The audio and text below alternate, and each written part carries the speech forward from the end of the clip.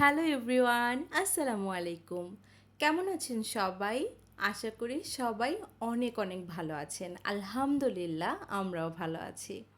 আমার বাসার নিচেই এখানে দুটো কাঁঠাল গাছ আছে।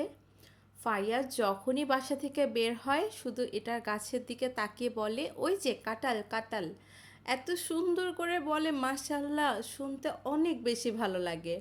কাঁঠাল দেখলে অনেক খুশি হয়ে যায় আমার ছেলেটা। আমাদের সৈয়দপুরে আবারও মেলা উদ্বোধন হচ্ছে।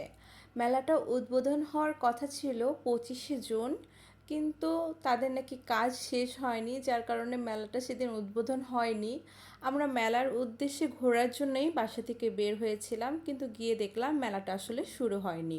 মেলা শুরু হবে 1লা জুলাই থেকে, ক্ষুদ্র ও কুটির শিল্প মেলা সম্ভবত, এবং মেলাটা হবে সৈয়দপুর ক্যান্টনমেন্টে। আশা করি এই মেলাটা অনেক জাঁকজমক হবে এবং অনেক সুন্দর হবে, কিন্তু আসলে আমি উদ্বোধনের দিন থাকবো না, ঘোরা হবে না ইনশাআল্লাহ। তারপরে যে কোনো একদিন আমি সৈয়দপুর ক্যান্টনমেন্টের এই মেলাটাই ঘুরে আসবো।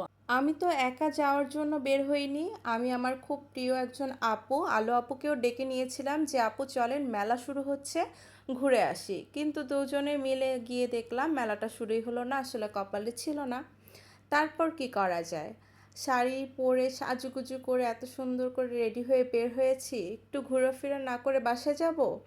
তখন ভাবলাম ফুড পার্কে যাই। ফুড পার্কটা আসলে খুব খোলামেলা, তো আমার ছেলে তো যাওয়ার সাথে সাথেই খুশি হয়ে যায়, আমারও অনেক ভালো লাগে। তাই ভাবলাম ওখানে যাই, কিছুটা সময় বসি, গল্প করি, ছবি তুলি, আর সেটাই করলাম আসলে আমরা একসাথে। ফুড পার্কের 4তলা সিঁড়ি দিয়ে উঠতে গিয়ে আমরা সবাই ক্লান্ত হয়ে গিয়েছি, গিয়ে আগে সাথে সাথে চেয়ারে বসে পড়েছি। এখন আমার ছেলের তো চেয়ার ছিল না, সে নিজের চেয়ারটা টেনে টেনে নিয়ে আসলো। আর এখানে আলো আপুর মেয়ে মারিয়ামের সাথে আমার ছেলের তো খুব ভালোই একটা বন্ধুত্ব হয়ে গেছে, কি বলবো। তার সাথে খুব ভালোই মিশতে পারে এখন দেখি, এবং দুজনেই দুজনকে পেলে অনেক বেশি খুশি হয়। ওরা তো একদম মুক্ত পাখির মতো উড়ছে।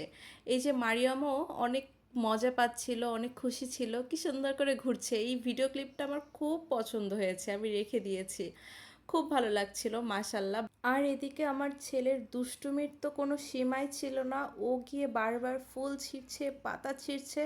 ওকে এত ডাকছি, ও আসবেই না, ও ওখানে দাঁড়িয়ে দাঁড়িয়ে মানুষের গাছের ফুল ছিঁড়ছিল, পাতা ছিঁড়ছিল।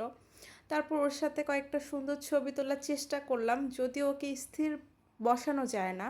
ওকে দেখাচ্ছিলাম যে দেখো, ওই দেখো প্লেন আসছে, প্লেন আসছে, প্লেনের শব্দ হচ্ছে, এটা বলে বলে তারপর কয়েকটা ছবি তুলেছি। আর আসলে এই জায়গাটায় গেলে না খুব ভালো লাগে। সেদিনের ওয়েদারটাও খুব সুন্দর ছিল, গরম ছিল, তবে আকাশটা দেখেন কতটা সুন্দর ছিল। আকাশটার জন্য না ভিউটা অনেক ভালো লাগছিল, যার কারণে খুবই ভালো লাগছিল। এবং ফাঁকা ছিল, খুব মানুষজন কম ছিল, এটাই সবচেয়ে ভালো লাগার বিষয়। আর সন্ধ্যা হওয়ার সাথে সাথে এখানে যে লাইটিংটা করে, এটা অনেক বেশি ভালো লাগে। শাড়ি পরতে না আমার ভীষণ ভালো লাগে, এবং একদিন শাড়ি পরলে আমার মনে হয় কি, আমার বেশ কয়েকদিন মনটা খুব ভালো ফুরফুরে লাগছে।